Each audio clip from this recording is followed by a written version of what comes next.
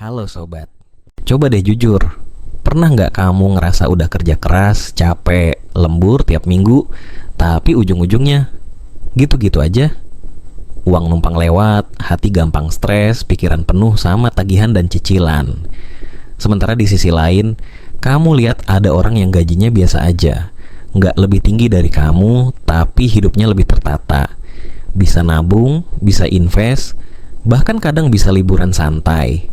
Dan kamu mikir, kok bisa ya? Padahal sama-sama kerja, bahkan kerjaanku kayaknya lebih berat. Nah, itu karena satu hal, cara mikirnya beda. Bukan masalah berapa banyak uang yang masuk, tapi gimana kita ngelola hidup dengan mental kaya, bahkan sebelum rekening kita beneran tebel. Dan di video kali ini, kita bakal ngobrolin soal itu. Tentang gimana sih caranya melatih mental kaya, biar pelan-pelan kita bukan cuma kerja keras, tapi juga kerja cerdas. Nah, cara yang pertama, fokus ke solusi, bukan drama. Orang yang mentalnya kaya itu bukan orang yang hidupnya mulus-mulus aja. Tapi mereka punya satu kebiasaan penting. Mereka mikirin solusi, bukan nyari kambing hitam. Misalnya gini, pas bisnis mereka rugi, mereka nggak langsung nyalahin cuaca, nyalahin pemerintah, nyalahin pesaing, tapi mereka duduk, tarik napas, dan mikir, oke, ini masalahnya, sekarang apa yang bisa gue lakuin? Contoh paling jelas, Elon Musk. Waktu Tesla hampir bangkrut, dia nggak marah-marah di Twitter. Dia malah nyuntik dana dari SpaceX, perusahaannya yang lain, buat nolongin Tesla. Kenapa?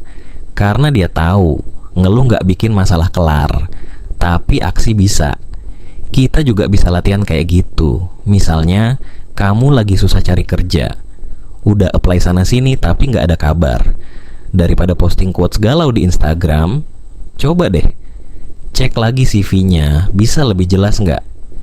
Tanyain feedback dari orang yang udah kerja, pelajari skill baru, ikut kursus gratis, atau mulai dari freelance dulu. Biasa ajain diri buat mikir kayak gini, oke, ini masalahnya, sekarang ada berapa opsi yang bisa aku ambil? Setiap masalah bukan akhir dunia. Kadang itu justru pintu buat upgrade diri. Dan itu yang bikin mental kita makin kuat, makin kaya. Cara yang kedua, uang itu alat, bukan tujuan. Kita tuh sering banget terjebak di pikiran ini. Aku harus punya banyak uang supaya bahagia. Padahal, bahagia itu bukan karena uangnya, tapi karena apa yang bisa kita lakukan dengan uang itu. Uang tuh cuman alat, kayak pisau dapur. Kalau dipakai buat motong sayur, dia bermanfaat. Tapi kalau disimpan doang, ya nggak ada gunanya. Apalagi kalau buat flexing doang. Orang yang punya mental kaya tuh mikirnya beda. Mereka nanya, uang ini bisa aku sulap jadi apa? Biar hidupku punya nilai lebih. Misalnya kamu punya 1 juta rupiah. Orang yang cuma mau senang hari ini bakal langsung pesen makanan fancy, beli baju yang lagi diskon, atau nambah cicilan HP baru. Tapi orang yang mikir jauh ke depan bakal bilang, 1 juta rupiah ini bisa aku puter jadi apa ya? Bisa jadi modal jualan kecil, bisa ikut kelas online, atau bisa aku tabung biar pelan-pelan jadi fondasi aset. Itu bedanya. Dan satu hal lagi, kalau kamu concern soal riba, tenang.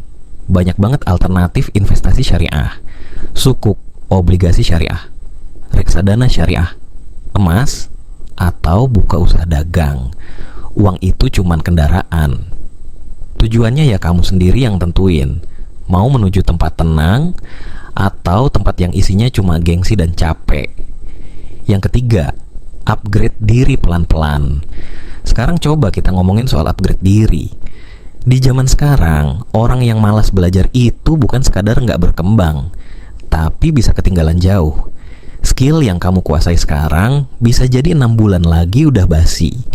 Bukan karena kamu jelek, tapi karena dunia memang berubah secepat itu. Makanya orang-orang sukses tuh, walaupun mereka udah jadi, tetap aja belajar. Mereka nggak ngerasa udah cukup, karena mereka tahu ilmu itu bukan tujuan, tapi perjalanan. Lihat deh Oprah Winfrey. Dulu cuma penyiar radio lokal, tapi karena dia terus belajar tentang media, psikologi, bisnis, bahkan branding, dia bisa jadi salah satu perempuan paling berpengaruh di dunia. Nah sekarang kamu tanya ke diri sendiri, dalam seminggu terakhir, apa hal baru yang aku pelajari buat upgrade diriku? Kalau jawabannya belum ada, nggak apa-apa. Tapi jangan berhenti di situ. Mulai aja hari ini. 30 menit sehari cukup. Nonton video edukasi, baca buku digital, ikutan webinar gratis. Bahkan scroll TikTok juga bisa bermanfaat. Asal follow akun yang benar, bukan yang isinya joget-joget doang. Karena setiap ilmu yang kamu kumpulkan hari ini, itu bakal jadi aset kamu di masa depan. Yang keempat itu jangan nunggu sempurna. Nah ini penyakit banyak orang. Nunggu semua siap, nunggu kamera bagus buat bikin konten, nunggu modal gede buat mulai usaha, nunggu percaya diri dulu baru mulai belajar public speaking. Padahal hidup tuh bukan nunggu. Kalau kamu terus nunggu momen sempurna, yang ada kamu nggak jalan-jalan. Mau tahu rahasia orang-orang yang mentalnya udah kaya? Mereka mulai dulu aja, walau belum jago, walau masih takut, karena buat mereka, yang penting jalan dulu, nanti dibenerin sambil jalan. Kalau kamu nunggu sempurna, yang ada kamu malah ketinggalan, dan kamu nggak bakal siap-siap juga, karena kenyataannya, sempurna itu ilusi. Yang kelima, tentukan goals yang jelas. Quantum hidup yang terarah. Coba tanya ke diri kamu sekarang, kamu kerja keras buat apa sih? Kalau jawaban kamu masih biar nggak miskin atau biar nggak malu sama teman, itu tandanya kamu butuh tujuan yang lebih kuat. Karena hidup tanpa tujuan itu kayak naik mobil tapi nggak tahu mau kemana. Ya muter-muter aja di tempat. Capek iya, sampai nggak juga. Makanya kamu butuh goals yang jelas. Nggak usah ribet. Mulai dari yang sederhana. 3 bulan ke depan punya dana darurat 3 juta rupiah. 1 tahun ke depan bisa DP motor 10 juta rupiah. 5 tahun ke depan bebas utang dan punya tabungan 50 juta rupiah. Tulis, tempel, lihat tiap hari.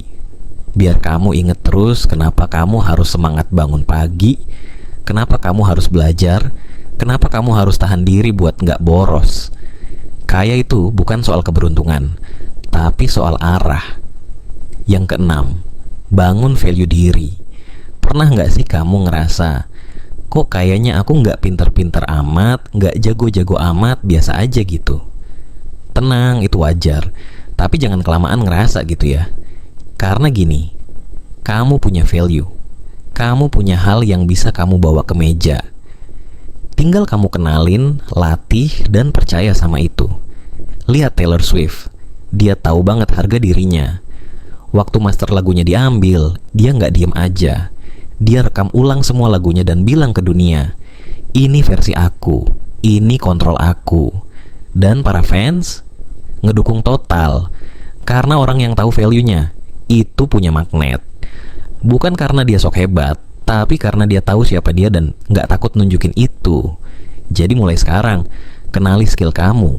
Kamu jago desain, latih. Kamu punya suara bagus, asah. Kamu suka bantu orang, kembangkan jadi jasa. Jangan remehkan apapun yang kamu bisa. Karena bisa jadi, hal itu yang bakal bawa kamu ke tempat yang kamu impikan. Yang ketujuh, perhatikan pertemanan kamu. Kamu pernah dengar gak sih pepatah ini? Kita adalah rata-rata dari 5 orang terdekat kita. Awalnya aku nganggep itu lebay, tapi makin kesini, makin kerasa bener. Coba deh kamu perhatiin. Kalau kamu sering nongkrong sama orang yang doyan ngeluh, ngomongin orang, atau hidup buat gaya-gayaan, lama-lama kamu juga bisa ikut kebiasaan itu tanpa sadar. Tapi kalau kamu punya circle yang isinya ngomongin cara nambah penghasilan, gimana ngatur cash flow, cara belajar hal baru, rencana masa depan, kamu pasti ngerasa lebih semangat dan lebih sehat secara mental. Contohnya kayak Bill Gates sama Warren Buffett. Mereka tuh udah kaya banget, tapi kalau ngobrol, ya ngomongin investasi jangka panjang, teknologi, sampai filantropi. Bukan ngomongin tas baru siapa atau liburan siapa. Jadi, kalau kamu mau tumbuh, tapi lingkungan kamu isinya toksik dan cuma narik kamu ke bawah, jangan takut pelan-pelan ninggalin. Bukan berarti kamu sombong, tapi kamu tahu kamu butuh ruang buat berkembang. Kamu bisa mulai dari follow akun-akun edukatif, gabung komunitas online yang positif, atau ikut diskusi tentang finansial. Lingkungan sehat itu kayak pupuk buat mental kaya, subur, tumbuh, dan bikin kamu naik level. Yang kedelapan, miliki growth mindset dan jangan takut gagal.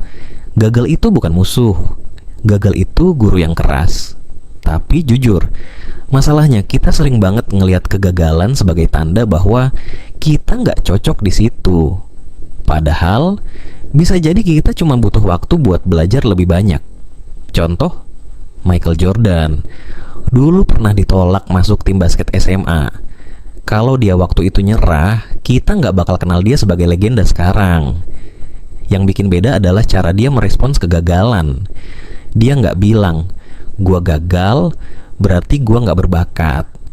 Dia bilang, "Gua gagal, berarti gua harus latihan lebih keras." Itu yang namanya growth mindset. Kalau kamu gagal di bisnis pertama kamu, itu bukan berarti kamu nggak cocok jadi pebisnis. Tapi, mungkin kamu perlu belajar tentang marketing. Atau kamu perlu belajar tentang customer service. Atau ya, kamu perlu istirahat bentar, terus balik lagi dengan cara baru. Kuncinya, jangan berhenti. Gagal boleh, tapi bangkit lagi itu wajib. Yang kesembilan, latihan menunda kepuasan. Ini nih, bagian yang agak susah, tapi powerful banget. Delayed gratification. Orang yang mentalnya kaya itu punya kemampuan buat bilang nggak dulu ke hal-hal yang menggoda sekarang, demi hasil yang lebih besar nanti. Jeff Bezos waktu bangun Amazon tuh nggak langsung panen cuan. Dia sabar. Bahkan bertahun-tahun dia nggak ambil untung. Semua dimasukin ke pertumbuhan bisnis. Dan hasilnya, ya sekarang kamu tahu sendiri kan. Nah, kita juga bisa latihan kayak gitu. Misalnya kamu pengen beli barang, tapi itu bukan kebutuhan penting. Tahan dulu 3 hari. Tanya ke diri sendiri, apa aku benar-benar butuh ini? Atau cuma lagi pengen aja? Kamu juga bisa bikin challenge pribadi. Contoh, gua nggak akan beli kopi kekinian dulu sampai tabungan nambah 500.000 rupiah. Atau buat yang mau belajar investasi, coba pahami konsep bunga berbunga, compound interest. Kalau kamu tahan ambil hasilnya sekarang, di masa depan jumlahnya bisa berkali-kali lipat. Sabar itu nggak selalu soal perasaan, kadang juga tentang strategi keuangan. Yang ke-10, bangun aset bukan gaya. Orang yang kelihatan kaya di media sosial belum tentu punya aset di dunia nyata, dan orang yang diam-diam kaya seringnya nggak kelihatan apa-apa tapi portofolionya tenang-tenang aja ngasih cuan. Kita tuh sering kejebak pengen kelihatan keren dulu, baru ngerasa aman. Padahal, lebih penting punya fondasi kuat daripada pencitraan. Lihat Mark Cuban. Dia bukan tipe yang pamer mobil sport atau jam tangan miliaran. Tapi uangnya dia taruh di hal-hal yang bisa tumbuh. Perusahaan teknologi, properti, dan bisnis kecil. Karena yang namanya aset, itu bisa kasih kamu uang terus. Sementara gaya hidup, ya habis dipakai, habis juga nilainya. Kalau kamu baru mulai, nggak apa-apa kok dari kecil. Jualan online, bikin produk digital, beli logam mulia, nabung reksadana syariah. Yang penting bukan berapa besar, tapi berapa konsisten kamu jalanin. Yang ke-11, tetap konsisten walau pelan. Banyak orang ngerasa harus langsung sukses besar biar hidupnya berubah. Padahal kenyataannya, yang paling bikin perubahan itu bukan lompatan besar, tapi langkah kecil yang konsisten. Contohnya nih ya, nabung 5.000 rupiah per hari.